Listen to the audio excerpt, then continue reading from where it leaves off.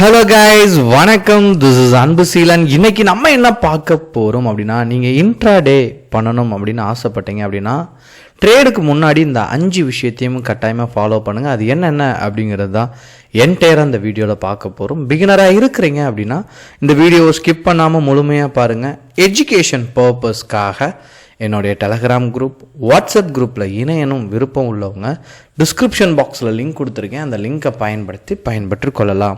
இப்போ நம்ம வீடியோக்குள்ளே போகலாம்.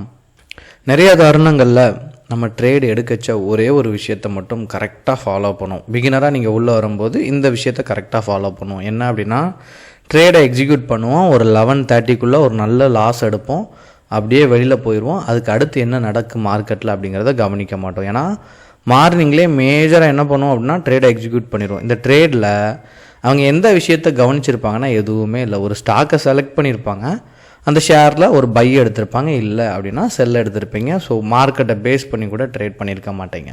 உங்களுக்கு தொடர்ச்சியாக நீங்கள் பணத்தை இழந்துகிட்டே இருக்கிறீங்க கொஞ்சம் கொஞ்சமாக அப்படின்னா எண்ட் ஆஃப் த மந்தில் உங்கள் அக்கௌண்ட்டில் ஒன்றுமே இருக்காது, அக்கௌண்ட் 0 ஆயிரும். இதில் நிறைய இது வந்து நம்மளாக ப்ராக்டிஸ் பண்ணுறது கூட ஓகே. ஏன்னா 10 ரூபா நஷ்டப்பட்டோம், நமக்கு நாலேஜ் இருக்குன்னு. இப்போ ரீசன்ட் சமயத்தில் நான் ஒரு நபர்கிட்ட பேசினேன், கிட்டத்தட்ட 25 லட்ச ரூபா லாஸ் பண்ணியிருக்கிறாங்க. சரிங்களா?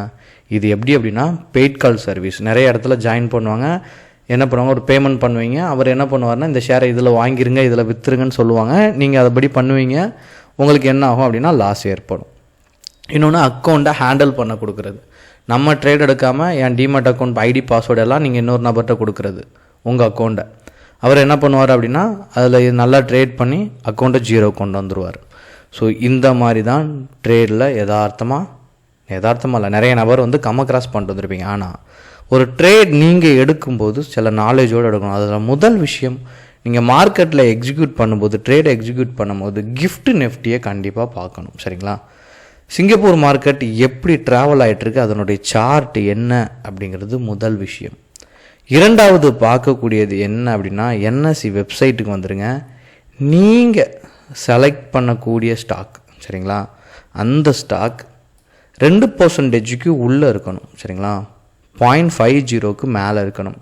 4%, 5% ட்ராவல் ஆகிட்டு இருக்க ஷேரில் ட்ரேட் பண்ணக்கூடாது. 2%க்கு கீழே இருக்கணும், 0.50க்கு மேலே இருக்கணும். மூணாவது விஷயம், ஒரு ஸ்டாக்கில் ஓப்பனும் லோவும் சேமாக இருக்கணும் பை சைட் ட்ரை பண்ணும்போது. எதுக்காக இந்த ஓப்பனும் லோவும் சேமாக இருக்கணும் அப்படின்னா, ஒரு ஷேர் மார்னிங் ஓப்பன் ஆகச்ச என்ன ஆகும் அப்படின்னு பார்த்தீங்க அப்படின்னா, ஒரு ஸ்டாக் இருக்குது. சரிங்களா? மணி அப்படின்னு ஒரு ஸ்டாக் இருக்குது. இந்த ஸ்டாக்கு 100 ருபீஸ்க்கு ஓப்பன் ஆகுது.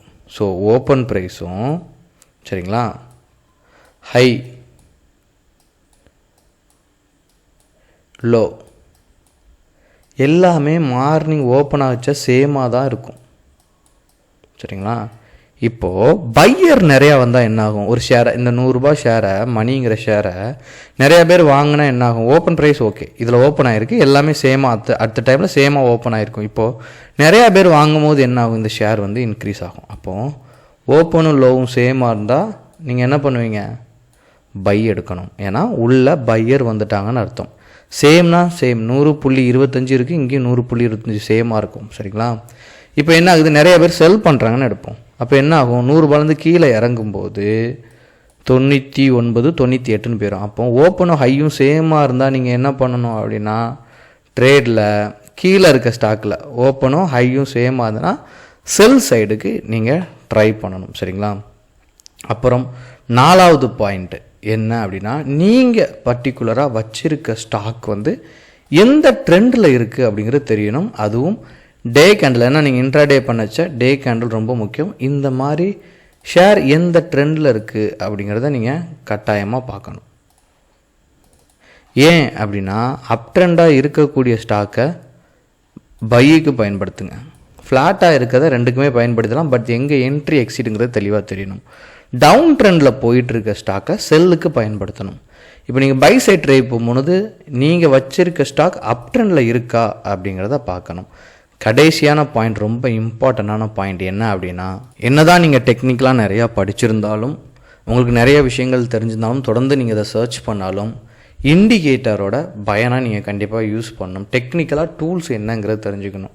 நீங்கள் இண்டெக்ஸில் ட்ரேட் பண்ணச்சா ஒன்றுமே இல்லை, நேராக வந்து டெக்னிக்கல் அனலைசிஸ் இதை நீங்கள் கிளிக் பண்ணிங்க அப்படின்னா இங்கே உங்களுக்கு ஸ்ட்ராட்டஜி இண்டிகேட்டர்ஸ் என்ன சொல்லுது அப்படிங்கிறது தெரியும். இங்கே நீங்கள் பார்த்தீங்க அப்படின்னா மொத்தம் இருக்க இண்டிகேட்டரில் புல்லிஷ், சரிங்களா, மார்க்கெட் மேலே போகும், கீழே இறங்கும், இல்லை நியூட்ரலாக தான் இருக்கும் அந்த பர்டிகுலர் ஸ்டாக், இல்லை அந்த பர்டிகுலர் இண்டெக்ஸ் அப்படிங்கிறது இதை பார்த்து நீங்கள் கற்றுக்கலாம். இப்போ நல்லா மேலே போகும் அப்படின்னு நினச்சிங்கன்னா இதில் நிறையா இண்டிகேட்டர் சப்போர்ட் பண்ணிச்சு அப்படின்னா இந்த டூலை நீங்கள் என்ன பண்ணலாம், உங்கள் ட்ரேடுக்கு யூஸ் பண்ணிக்கலாம். அப்போது ஒரு ட்ரேடுக்கு முன்னாடி நீங்கள் நிறைய விஷயங்கள் மார்க்கெட் முதற்கொண்டு பார்த்தீங்க அப்படின்னா இதில் உங்களுடைய ஸ்ட்ராட்டஜியை சரியாக நீங்கள் பயன்படுத்துனீங்க அப்படின்னா ஃபெயிலியர் ஆனாலும் கம்மியான அமௌண்ட்டில் எக்ஸிட் ஆகிறதுக்கான பாசிபிலிட்டிஸ் அதிகம். அதாவது ட்ரேடில் லாஸுங்கிறது எதார்த்தம், அதில் எவ்வளோ லாஸ் எடுக்கிறீங்க அப்படிங்கிறது முக்கியம், ப்ராஃபிட் எவ்வளோ எடுக்கிறீங்க முக்கியம். லாஸை கம்மியாக எடுத்துகிட்டு வரதும் ப்ராஃபிட்டை அதிகமாக எடுக்கணும். எதுவும் டவுட் இருந்தால் கமெண்ட் பாக்ஸில் தெரிவிங்க. தேங்க்யூ ஸோ மச், பாய்.